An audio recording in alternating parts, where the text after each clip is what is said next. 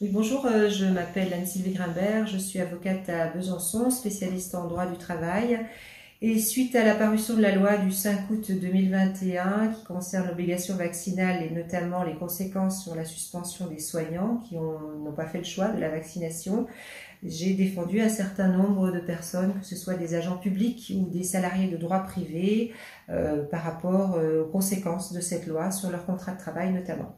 Donc il y a eu pas mal de procédures d'engagées et la dernière en date est une plainte pénale que nous avons décidé avec mon confrère maître Fabien Stuclé de déposer devant les parquets de la région, à savoir à Besançon, par monsieur le procureur de la République de Besançon, le procureur de Vesoul et le procureur de Lons-le-Saunier.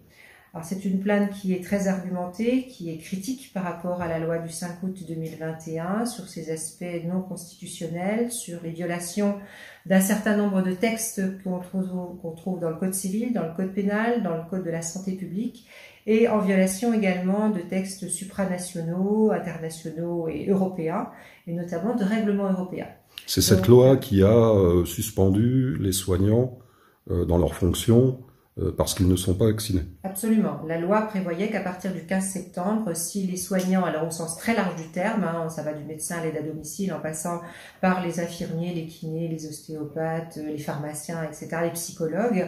Donc si ces gens-là ne rentraient pas dans le schéma vaccinal, qui n'était d'ailleurs pas défini encore par la loi, qu'il sera ultérieurement par un décret, eh bien les employeurs ne pouvaient plus les conserver dans les effectifs, étaient dans l'obligation de les suspendre assez rapidement, puisque la première échéance était au 15 octobre.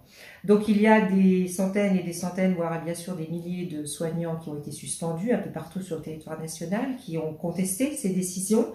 Et donc actuellement, nous avons lancé cette plainte pénale pour abus d'autorité, d'une part, dans la mesure où nous estimons que cette loi du 5 août 2021 est encore une fois, ce que je vous disais à l'instant, inconstitutionnelle et inconventionnelle. Et nous avons également déposé cette plainte pour extorsion de consentement, parce que de nombreuses personnes ont été contraintes de se faire vacciner pour garder leur emploi, et pour en avoir reçu des dizaines et des dizaines dans mon cabinet, je sais que tout le monde ne l'a pas fait de gaieté de cœur. En tout cas, un certain nombre de soignants n'ont pas estimé avoir le choix et avoir pu user d'un consentement libre et éclairé, ce qui est normalement prévu par le Code de la santé publique. Donc nous avons déposé cette plainte et nous attendons quelle sera la position des procureurs, parce qu'il n'y a pas que ceux de la région de Franche-Comté qui sont saisis de cette plainte. Voilà. Combien de plaintes ? Alors à Besançon et à Franche-Comté, nous avons déposé une cinquantaine de plaintes à peu près. Je ne sais pas combien il y en a dans les autres régions, dans les autres cours d'appel, mais il y en a certainement aussi devant les autres procureurs de toute la métropole et des DOM-TOM, puisque la plainte, elle venait à l'origine de la Réunion et de consoeurs, donc et de confrères qui avaient commencé ce travail-là. Voilà.